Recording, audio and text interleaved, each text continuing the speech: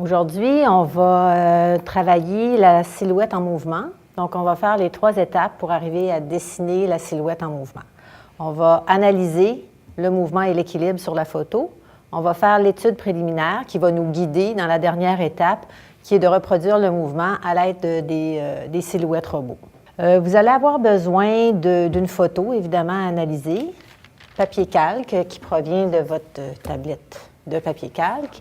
Et pour la portion finale de la silhouette, vous allez utiliser le papier qui provient de votre tablette de dessin. Également, vous allez avoir besoin de votre silhouette robot. Les crayons, crayon à mine, un crayon rouge, un crayon bleu pour bien identifier nos lignes de construction et puis évidemment l'efface parce qu'on n'est jamais à l'abri des erreurs. Alors, on va commencer avec la photo. Ce que je vais faire, je vais placer mon papier calque par-dessus la photo pour en faire l'analyse. Donc, je vais la fixer. Vous pouvez utiliser le papier collant ou vous pouvez utiliser ici un petit clip là, pour vous assurer que la feuille ne bouge pas. Je vais commencer par tracer ma ligne d'équilibre.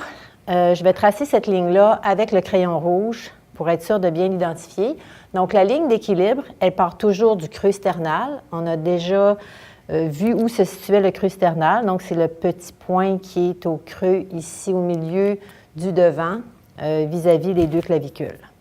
Cette ligne d'équilibre, on a vu aussi que c'était une ligne qui était perpendiculaire au sol. Donc, je ne vais pas faire ça à l'œil, je vais travailler avec la règle. Donc, pour travailler perpendiculairement, je pourrais travailler ici avec les lignes transversales, mais c'est un peu moins précis. Donc, ce que je vais faire, c'est que je vais mesurer vraiment où est mon creux sternal par rapport à la ligne à gauche de ma feuille. Donc, ici, je suis à 7,2. Et vis-à-vis les pieds, je vais tracer un petit point à 7,2 aussi. Donc, je sais que ma ligne va être parfaitement parallèle avec le côté perpendiculaire au sol. Donc, je place ma règle ici et je vais tracer ma ligne d'équilibre. Quand la ligne d'équilibre est tracée, ça me permet de voir comment le poids est réparti entre les 2 jambes. Donc, je peux voir que la ligne d'équilibre passe entre les 2 jambes, un peu plus près de cette jambe-ci. Donc, j'ai un peu plus de poids sur ce pied-là que sur le pied à côté. Donc, ici, je suis en répartition du poids, mais un peu plus de poids là. Maintenant, je vais tracer le mouvement. Donc, je vais tracer ces lignes-là avec un crayon bleu pour le distinguer vraiment de ma ligne d'équilibre. Le mouvement, il est donné par le centre du corps. Et pour me guider là-dedans, je vais tracer l'angle des épaules, de la taille et des hanches. Donc, sur la photo, ici, je vais tracer une ligne qui m'indique l'angle des épaules, donc l'épaule la plus haute de ce côté-ci. Pour l'angle des hanches, c'est un peu plus difficile parce que je ne vois pas exactement où sont situées les hanches à cause de la robe. Mais par contre, je peux voir l'ourlet. L'ourlet de la robe ici, qui est incliné dans le même angle que les épaules. Donc ça me permet de définir l'angle de mes hanches ici. Donc, ils sont à peu près situés ici. Ce n'est pas si grave s'ils sont un peu plus basses ou un peu plus hautes. Et puis la taille. Je peux voir la partie la plus étroite ici.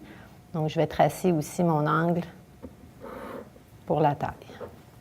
Donc, je peux voir que mes 3 lignes sont dans le même axe, dans le même angle. Si je trace la ligne du milieu du corps, je vais partir encore une fois du creux sternal et à peu près le milieu de mon corps. Les lignes vont être perpendiculaires aux 3 angles ici que j'ai tracés. Donc, perpendiculaire à ma ligne de hanche, perpendiculaire à ma ligne d'épaule. C'est ce qu'on appelle une ligne d'axe continue. Donc, mon mouvement n'est pas brisé à la taille. Les épaules et les hanches sont inclinées dans le même axe.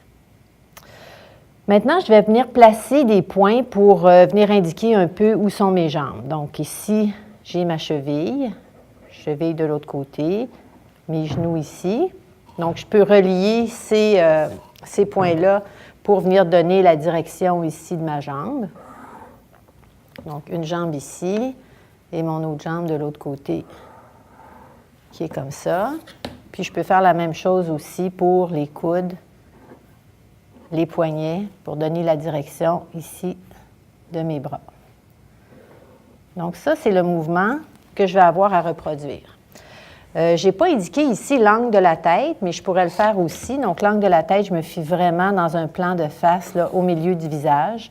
Donc, la tête ici est légèrement inclinée aussi.